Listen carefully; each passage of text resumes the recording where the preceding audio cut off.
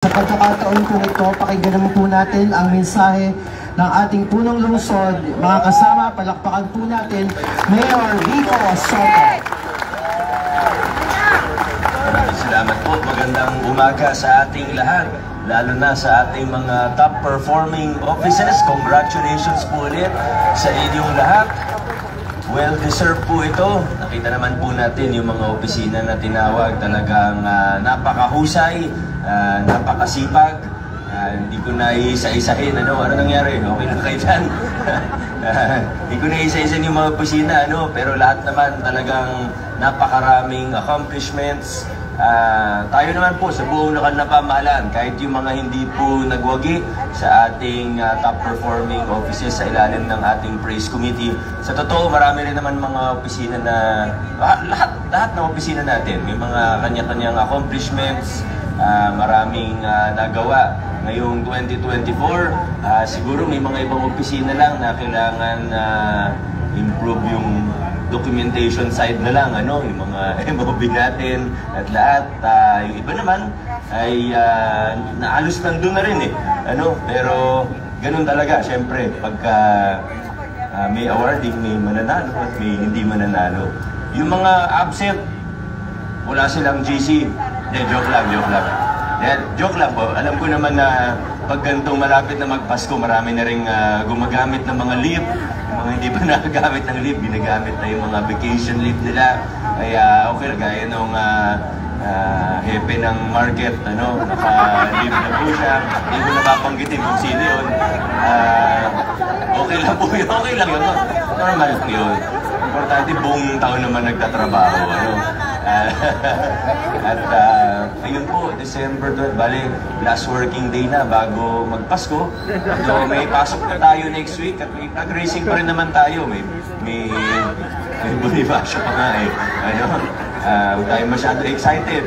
Pero sana lahat po tayo ay makapagpahinga din ngayong Pasko. Sana maging masaya. Spend time with our family, higit sa lahat. At enjoy din po tayo ngayong Pasko. Talagang many things to be grateful for ngayong 2024. Tayo sa lokal na pamahalaan kasama mga national government agencies natin, masasabi natin na 2024, marami tayong naging achievement, marami tayong naging accomplishment, siguro masasabi natin na ang 2024 para sa maraming bahagi ng ating pamahalaan at ng ating paggugobyerno, ito ay naging isang breakthrough year para sa ating lahat. Naging breakthrough year ang ating 2024. Banggitin ko lang po yung isa. Although siguro sa lahat ng opisina, meron tayong mga breakthrough, sa mga office natin na related sa finance, daming improvement. Yung sa OGS na lang po, sa totoo lang, very challenging year.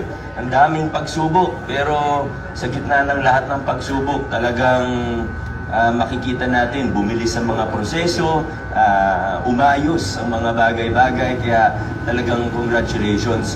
Pero yung babanggitin ko po, dahil related po ito sa ating lahat, sabi nga nila, ang lifeblood ng isang organisasyon ay ang human resources. Ngayon po, 2024, for the first time in history, mas marami na tayong regular employees kaysa sa casual at contractual job order. Baka bilang lang sa kamay, o hindi ko alam, baka tayo lang ang lokal na pamahalaan na ganun. Kaya sana po ay bilang mga empleyado, maraming gustong maging empleyado ng pamahalaan. Gaya ng lagi kong pinapaalala sa mga sumasalang sa personnel selection board natin, sana huwag nating baliwalain. Don't take for granted itong pagkakataon na magtrabaho tayo at maglingkod tayo sa ating bayan. Talagang pangalagaan natin siya. I-value natin yung pagkakataon na ito dahil tao nagpapasweldo sa atin. Kaya let's end the year strong. Let's start the new year even stronger. At sigurado po kung breakthrough year ang 2024 at 2025 ay magiging mas maganda pa para sa ating lahat at para sa buong lungsod. Muli po sa ating lahat, Merry Christmas. Christmas and a Happy New Year. Enjoy na po tayo.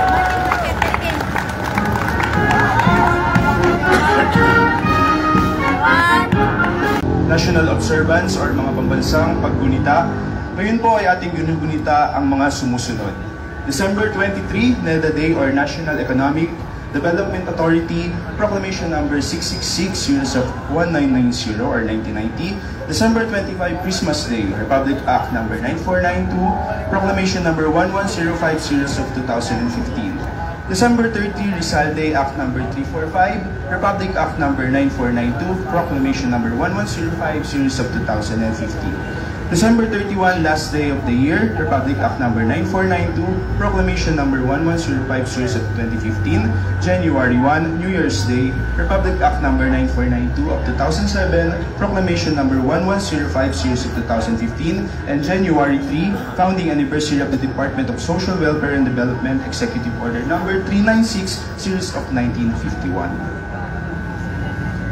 Sa pagkakataon pong ito ay tinatawagan sina Binibining Marilyn R. Olan, Praise Second Level Representative, at si Binibining Maricar E. Oriarte, Praise Second Level Alternate, para sa awarding ng Top Performing Offices for Performance Year 2023.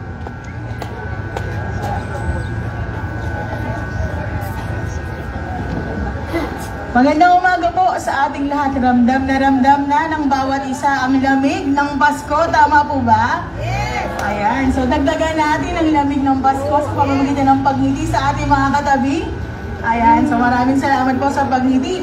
So ngayon po, dahil malamig ang panahon, medyo painitin natin ang ating Lunes sa pamamagitan ng awarding ceremony for Top Performing Offices for Performance Year 2023. Ano po, partner? Ang Praise Committee o ang Program on Awards and Incentives for Service Excellence ng Pamahalaang Lungsod Pasig sa pamamagitan ng Executive Order PCG 07 Series of 2021 ay nabuo at naglalayo na mapatupad at makapagbigay ng parangal at insentibo sa mga natatanging gawani. Binubuo ang komite sa pangunguna ng ating punong lungsod, kagalang-galang Victor Marenis and Soto bilang chairperson, Ms. Elvira R. Flores, City Human Resource Development Officer bilang co-chairperson, mga miyembro at kinatawan nito. At bilang karagdagang impormasyon po, nakapaloob sa Executive Order Number PCG 59, Series of 2024 ang pagtakda ng mga bagong alituntunin para sa Top Performing Office Recognition Program ng lungsod. Sa ilalim nito, ipinagkakaloob ang Top Performing Office Award sa mga natatanging unit ng organisasyon batay sa kanilang mahusay na pagtugon sa mga performance target at iba pang itinakdang pamantayan. Layunin din po ng programang ito na palakasin ang moral, pagtutulungan, interes, kooperasyon at aktibong partisipasyon ng mga empleyado bilang mahalagang bahagi ng kanilang unit. Sa ganitong paraan, mas madaling maisasakatuparan ang mga layunin ng organisasyon sa loob ng isang taon. Dumpak na dumpak, partner, at idadagdag ko lang sa visa ng bagong alituntunin. Nagkaroon ng categorization ang bawat departamento at opisina batay sa bilang ng mga empleyado at dami ng major final outputs. Ito ay upang masiguro ang patas at pantay na pagpili ng mga opisina. Ang Top Performing Office Award ay nahahati sa tatlong kategorya: Small Offices, Mid-sized Offices, at Large Offices. Upang matukoy ang mga top performing offices, ang iba't ibang opisina ng pamahalaang lungsod ay niranggo batay sa mga sumusunod na mga criteria. Office Performance Commitment Review para sa fiscal year 2023, office compliance, client feedback, mga natamang regional, national at international awards, at desisyon ng local chief executive. Opo, at hindi lang yan. Ang bilang ng mga opisina na tatanghaling top performing office ay hinati ayon sa bawat kategorya upang masiguro na lahat ng departamento at opisina, anuman ang kanilang laki, ay may patas na pagkakataong mapabilang at makilala para sa kanilang mga natatanging kontribusyon at tagumpay. Top 3 offices po para sa small offices category. Top 2 offices para naman po sa mid-size offices category. And top 2 offices para sa large offices category. Ang top performing offices sa bawat kategorya ay makatatanggap ng plaque of recognition at isang multi-core graphics laptop computer. Hindi lang po yan.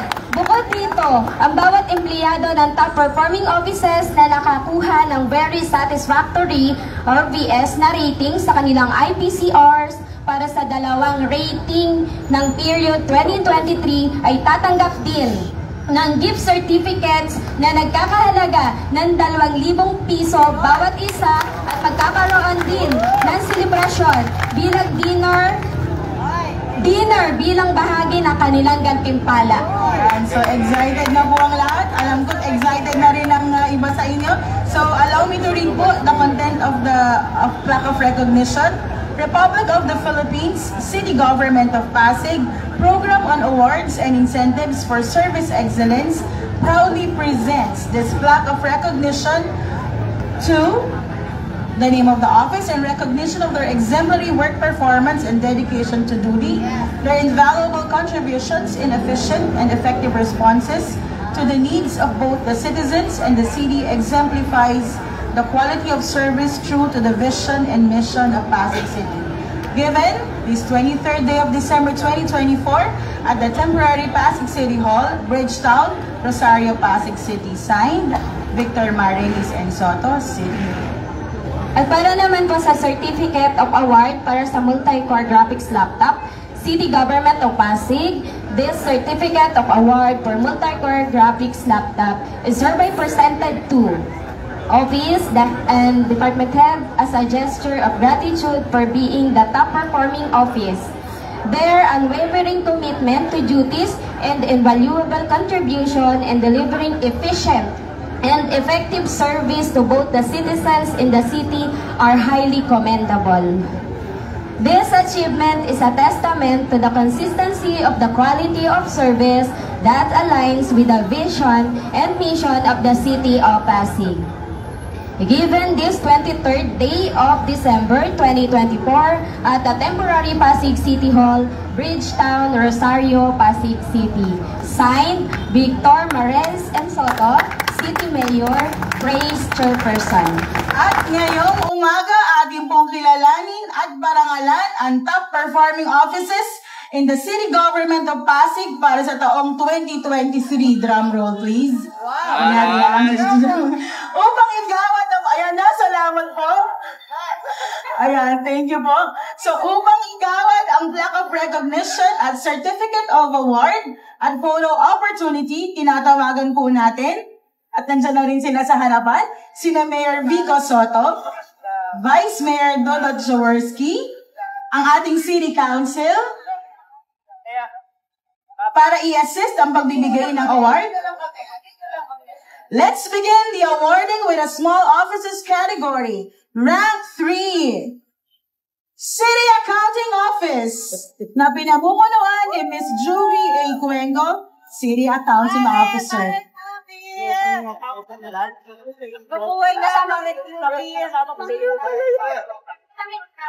Inaanyayahan po ang buong staff. Ayan.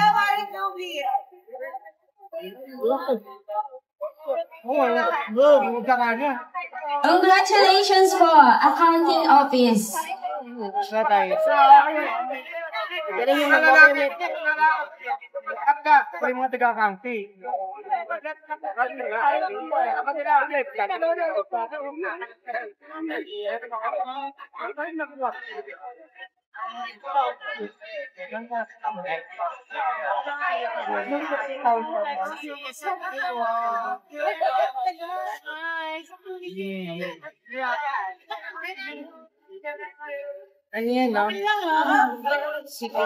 Congratulations, City Accounting Office.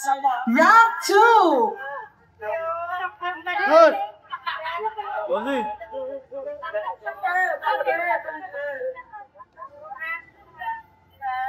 Rank 2, Ugnayan sa Pasig, headed by Miss Maria Rowena R. Demandig.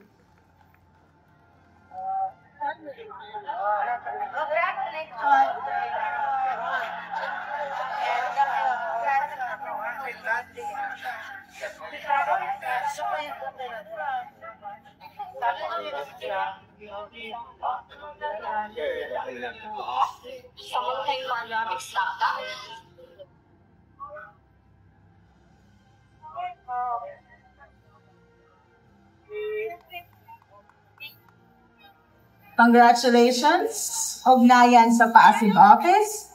And the rank 1 for small offices category is City Planning and Development Office, headed by Miss Priscilla P. Menigliano, City Planning and Development Coordinator.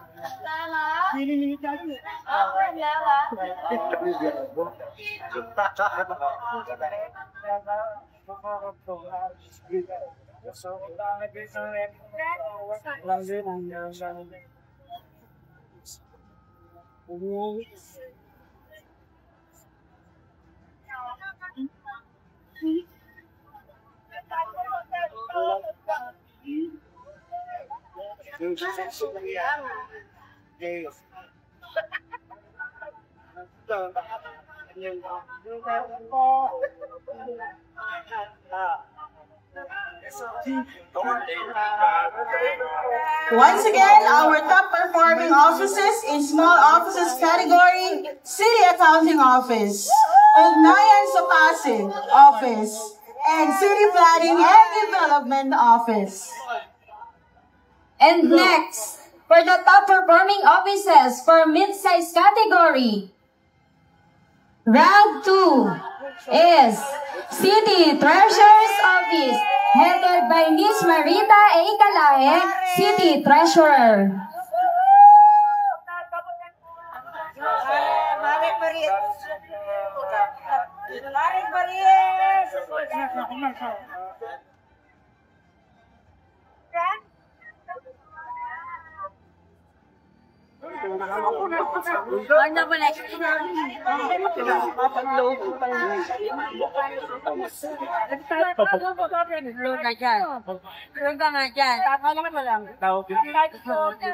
Hindi na kami tatawag. Sabi namin kay Sir.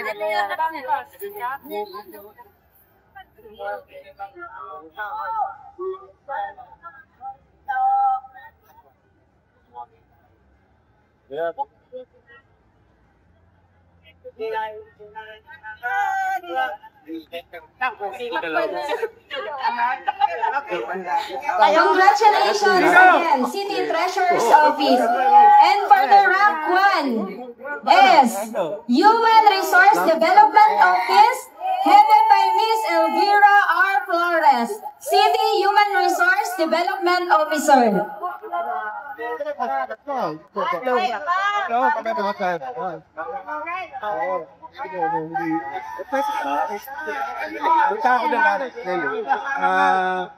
Grade 4, desert, kailangan natin.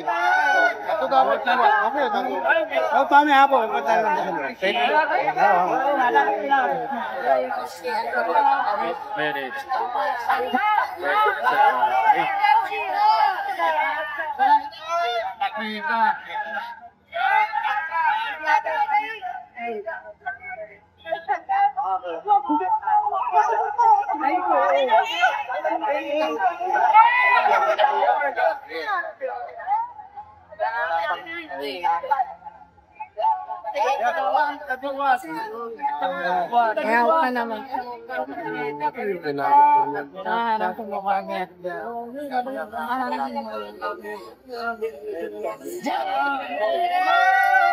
Congratulations, HRDO!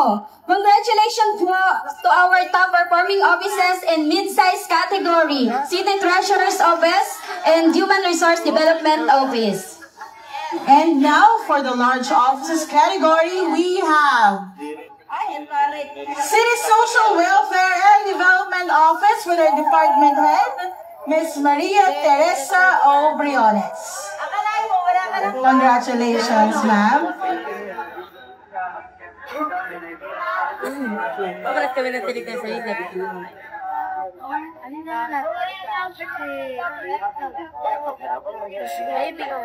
Ayun, yung ma'am Teko, pinaka-peras ko lang. Para sa anak. Sinintigaw nito yung picture na Pag-80.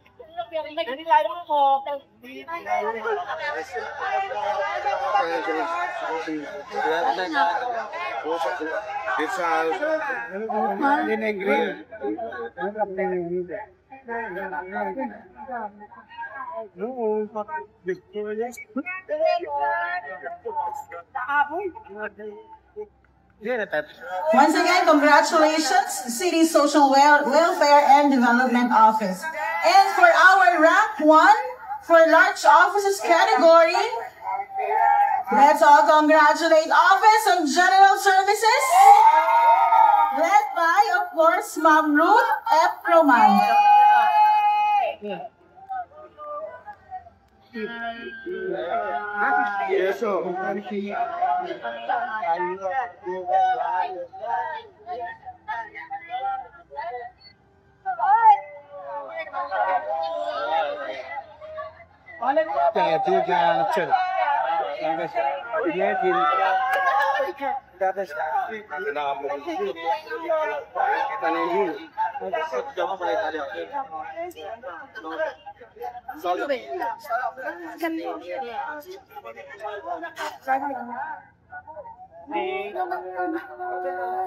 There you have it, the winners for the large offices category, City Social Welfare and Development Office and Office of General Services. There you have it, our top performing offices for performance year 2023. Once again, let's give them a round of applause. Malugod po naming binabati ang ating top performing offices para sa performance year 2023. Tunay nang ipinamalas ninyo ang mahusay at epektibong pagtugon sa mga pangangailangan ng lahat ng Pasigueño at sa buong lungsod. Lubos po ang pasasalamat ng lungsod sa inyong suporta at makabuluhang kontribusyon ng paglilingkod sa City Government of Pasig. Naway maging inspirasyon po ito sa lahat at maging halimbawa na lalong pagbutihin ang kalidad ng serbisyo na naaayon sa vision at misyon ng lungsod Pasig. Pasig City is really proud of you. Muli, palakpakan po natin ang galing ng Pasig. And for this segment, we are your host. I am Miss Maricar Oriate from Pasig City Science High School. And Miss Ulan from Budget Office. Maligayang Pasko po sa ating lahat. Congratulations po to all the winners. Merry Christmas po! Ayan, congratulations po ulit sa lahat po ng mga nanalo po. Maraming salamat po sa mga departamento na nangasiwa sa maikling programa sa umagang ito. Mula po sa Economic and Environment, Market Admin Office, Environmental Sanitation Office. Ako po si Robin Michael mula sa City Health Department, Environmental Sanitary Division. At ako naman po, si Nathaniel Buriga mula sa Market Administration. Kami ang mga naging guro ng palatuntunan ngayong umaga. Maraming salamat po.